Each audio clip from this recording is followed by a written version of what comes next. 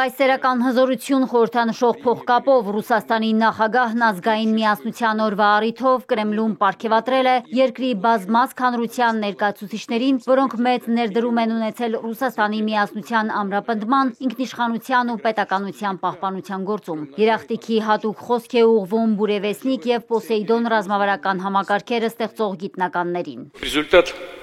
Ձեր ստացած արդյունքը առանց չափազանցության պատմական նշանակություն ունի մեր ժողովրդի համար, քանի որ ապահովում է մեր անվտանգությունն ու ռազմավարական հավասարությունն առաջիկա տասնամյակների, կարելի է ասել նույնիսկ ամբողջ 21-րդ դարի համար։ Բուրևեստնիկի հեռահարությունը գերազանցում է աշխարհում հայտնի բոլոր հրթիռային համակարգերին։ Այն առանձնանում է բարձր թիրախային ճշգրտությամբ, վստահորեն խոցելով թիրախը նախապես որոշված ժամանակում։ Պուտինի խոսքով Բուրևեսնիկի անգերազանցելի հնարավորություններում համոզվել են նաև արտասահմանցի փորձագետները, քանի որ զինատեսակի փորձարկմանն անդադար հետևել է ՆԱՏՕ-ի հետախուզական նավը։ Մենք չենք խանգարել նրա աշխատանքին, թող նայեն, ասել է Պուտինը։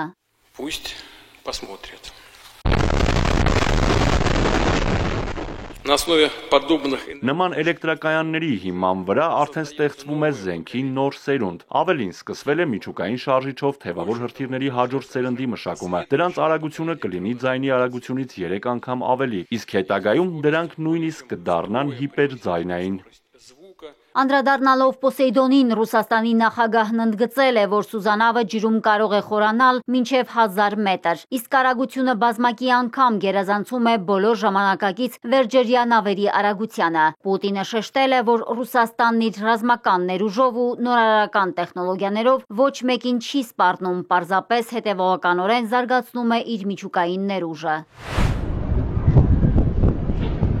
Մոսկվայից հնչող միջուկային ուղերձների ֆոնին Վաշինգտոնն իր ներուժն է ցուցադրում։ Ջորջ Վաշինգտոն ատոմային ավիակիրը ժամանել է Հարավային Կորեայի մեծությամբ երկրորդ քաղաքի Բուսանի ռազմածովային բազա։ Ավիակրին ուղեկցում են 1 հրթիռային հածանավ և 2 էսկադրային ականակիր։ Փեյնյանը քննադատել է հարավկորեական ռազմածովային բազաներում ամերիկյան ավիակիրների հայտնվելը։ Միջուկային ակտիվությունը տեղի է ունենում Միացյալ Նահանգների պատերազմի քարտուղարի ասիական վոյաժի շրջանակում։ Փիթ Հեքսեթի պնդմամբ Վաշինգտոնն ակտիվ աջակցելու է մինչև 2030-ականների կեսեր կամ վերջ միջուկային շարժիչով Սուզանավ կառուցելու Հարավային Կորեայի ծրագրի իրականացմանը։ Մեր դաշինքն ուժեղ է, քան երբևէ։ 72 տարվա ամրության դաշինք։ Մենք միշտ մեր դաշնակիցների կողքին ենք։ Պետք է համոզվենք, որ Հյուսիսային Կորեան սպառնալիք չէ Կորեայի Հանրապետության համար։